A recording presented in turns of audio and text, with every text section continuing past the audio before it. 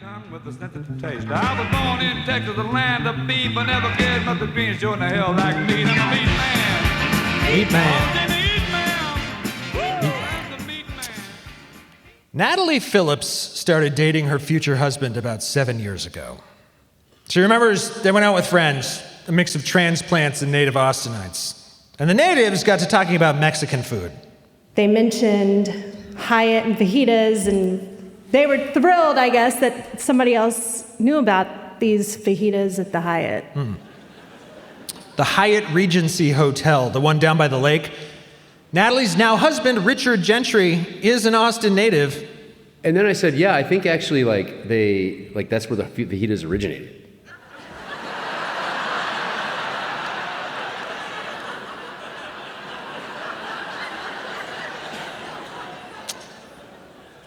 Richard, I know you're here. I'm sorry. Now, he can't point to a particular source for this claim. It's one of those things that when you grow up here, you just know. It's kind of tribal knowledge. Okay.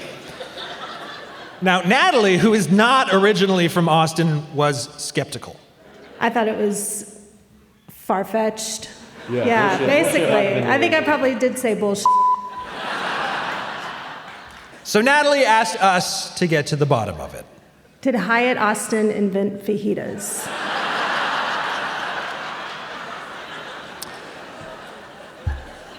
Before we get to that, let us begin with what a fajita is exactly. Most of you have had fajitas?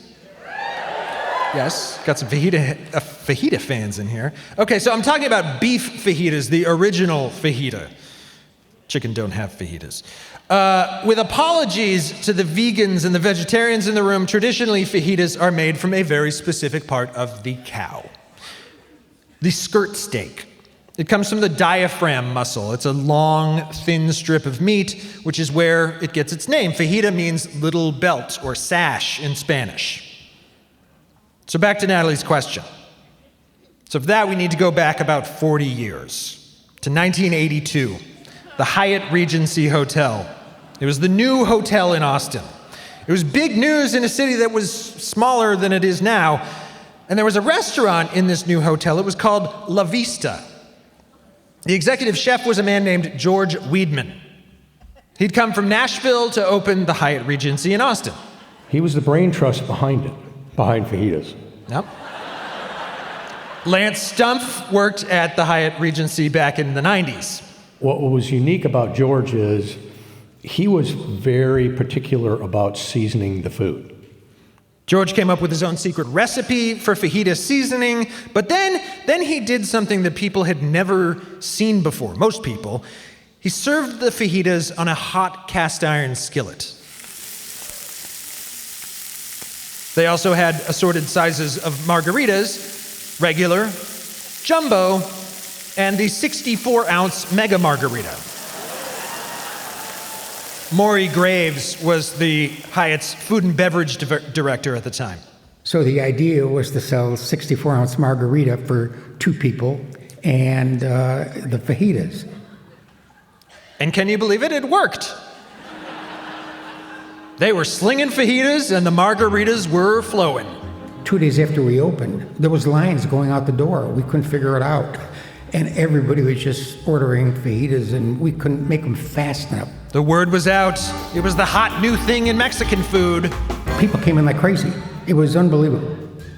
Who knows if it was the huge margs or the fajitas, but everyone wanted a taste. I mean, they were doing 500, 600, 700 every single night.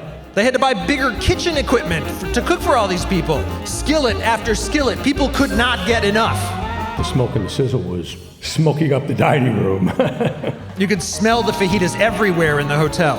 I've never worked in any of my hotels that had lines like that at the door. Never. Any hotel. The fajitas became legendary. It was a runaway success. I think we made a food and beverage profit in 3 months. Usually it takes a couple years to do that. And this went on for like more than a decade. This blows my mind, actually. It blew our mind. It really did. Nobody expected anything like this. So, did the Hyatt Regency invent the fajita? We did not invent fajitas. We did invent, well, I don't know if we even invented it. We invented the presentation is what we invented, I think. I don't know that they invented it either, because that's kind of up for debate. There's this place in San Antonio. La Margarita was the first restaurant in the United States to have the sizzling fajita. Maybe. I mean, whatever happened, the sizzling fajita on a cast iron skillet became a sensation across the country shortly after the Hyatt started doing this. Suddenly, fajitas were everywhere. Our sizzling steak fajita. Presenting Chi-Chi's new Fiesta Gold Deluxe Fajitas. Chili's famous fajitas, grilled to perfection and served sizzling. Fajita madness, they called it. Fajita fever. In the mid-'80s, America was in the grip of an epidemic of delicious grilled meat. Dallas-based Chili's might have been the one to take sizzling fajitas nationwide in 1984. The founder told me that they stole the idea from another restaurant in Dallas, and they might have stolen it from the Hyatt. I don't know. Who knows? But if the Hyatt didn't invent the fajita, then who did? Because believe it or not, there was a time before the fajita. I tell people that if you're 62 and younger, you don't know any better. You think fajitas have been around since Jesus Christ.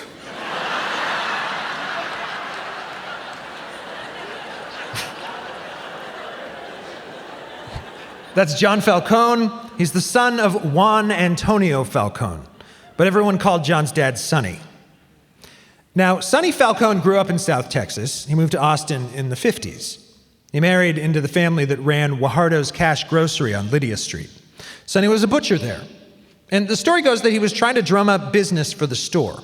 He tried out different things on a grill next to the meat counter. Here's Robert Falcone, another one of Sonny's boys. And one of the things that he started messing around with was, of course, the skirt steak. And almost immediately, Sonny knew he was onto something. He decided to take this show on the road. It was September 16th, Mexican Independence Day. Dad sold the first fajita in 1969 in Kyle, Texas, at the 16 de September celebration. He kept it simple. No fancy seasonings or marinades, no peppers or onions, no sizzling skillet. None of that was even a thing in 1969. The meat would speak for itself. When you got a fajita in 1969 in Kyle, Texas, you were served a tortilla with the cut up pieces of fajita. On the table was a salt shaker and our mom's recipe of a hot sauce, a picante sauce. That was it. That 16 festival was likely the first time that fajitas were sold commercially anywhere. And people lined up for them. It kept growing from there. He did all the big festivals, Aquafest in Austin, the Arts and Crafts Festival in Kerrville, festivals in Abilene and Laredo, in Wimberley and Cuero. He put the grills up front. He wanted to showcase that he was cooking right there in front of you. And the beautiful skirt steak laid out on a grill, the smoke going away, carrying the smells. And at some point, a reporter coronated Sonny as the Fajita King. And it stuck. He even trademarked it. The people would eagerly anticipate the king's arrival. In his signature hat, Sonny Falcone went from town to town, cooking and selling fajitas by the thousands, spreading the gospel of the mighty fajita. Dad was always kind of barking out at the crowd, "Have you had your fajita today?" The Fajita King would cater conventions and concerts, golf tournaments. He opened Fajita King storefronts. In 1980, an annual fajita cook-off started up at Auditorium Shores. The Fajita King earned his crown every year. Except that one year when the team from South Texas, sponsored by Tecate, outdid him on presentation, he did not make that mistake twice. From then on, we won the presentation every year, too. That's right. The Fajita King reigned supreme.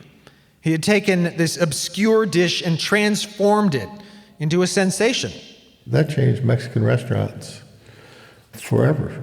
And people now take it, I think, for granted and don't realize that Austin has such a big history in the fajita history. Sonny Falcone never strayed from his original simple recipe: a tortilla, maybe some salt, picante sauce, and grilled skirt steak. It had to be skirt steak.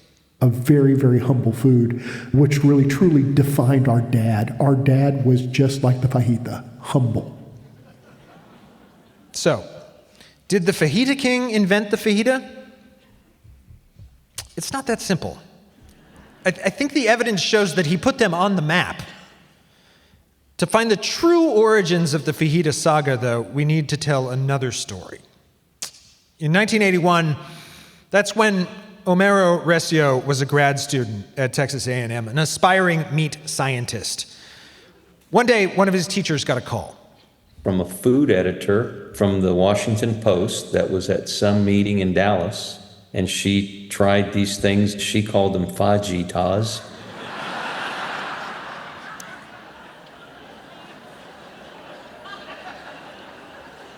This food editor was looking into their origins. His teacher summoned Homero, who had grown up in South Texas. Called me down to the office, and he asked me what I knew about this, and I said, gosh, I've been eating them all of my life. I didn't know they were new. And now this led to a sort of expedition. An ace team of A&M meat scientists went south to learn the origins of the fajita. They crossed the border into Mexico, but everyone there said fajitas were a Texas thing. So back to Texas. In the city of Pharr, they went to a restaurant called The Roundup. And there was a lady there that had been serving fajitas kind of as an appetizer or part of a platter. Her name was Otia Garza. Now, I've heard different stories about the fajitas that she would serve. Maybe it was grilled skirt steak on nachos or something like that. She might have even been the first to do it on a sizzling platter. Whatever she was serving, she'd been doing it since at least the early 70s. But she couldn't tell you where the name came from. The name was definitely in use in the 60s, at least in the Valley.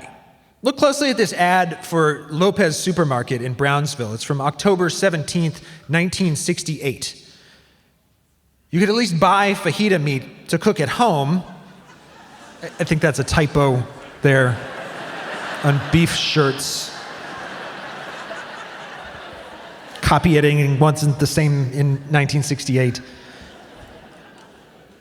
Anyway, the meat scientists, they went to talk to Homero's father, who'd been eating fajitas all of his life. And he would say, I heard it from my father. Yeah. And they talked to an old cowboy who remembered eating fajitas out on the ranch. And he said, yeah, fajita, but I heard it all from your grandfather. They talked to butchers and meat markets in Hebronville and Fremont. And they would all point to my grandfather. And I'm like, yeah, that can't be right. But it would all keep coming back to my grandfather was using that term, since, probably the 30s. Now, Homero's grandfather, Isidro, was a butcher. So it's possible that he did coin the name, even if people had been eating skirt steak long before that. But Isidro had already died by then. So that was kind of the end of the road. Who cooked the first fajita? The Hyatt Regency? They might have been one of the first to sell the sizzle, but they were not the first to sell the steak. And they weren't even using skirt steak, so was it really fajitas at all?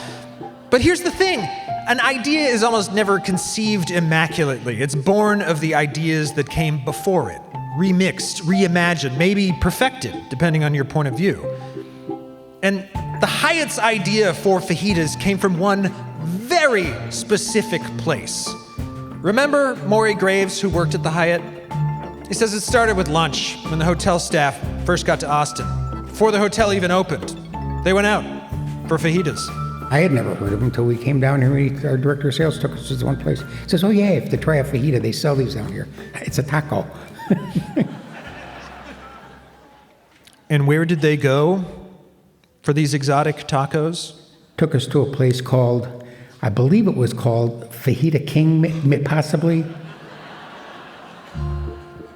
The cowboys, the home cooks, Otia Garza at the Roundup, Sonny Falcone, the fajita king, George Weidman, the chef at the Hyatt, each of them played a part.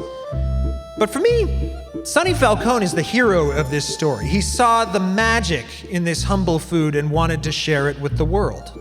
He wanted you to come to the grocery store, buy the meat, take it home and cook it in your backyard, and you be the hero. That's really what he intended to do with fajitas. Now you can go to any H-E-B in Texas and buy fajita meat. Maybe they're not prepared exactly how he would do it, but I don't think fajitas would be where they are today if it wasn't for him.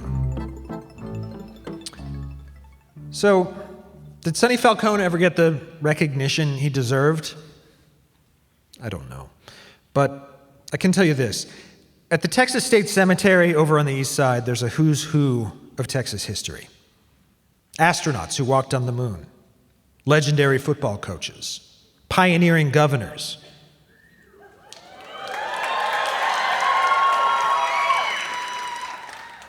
But there's only one king.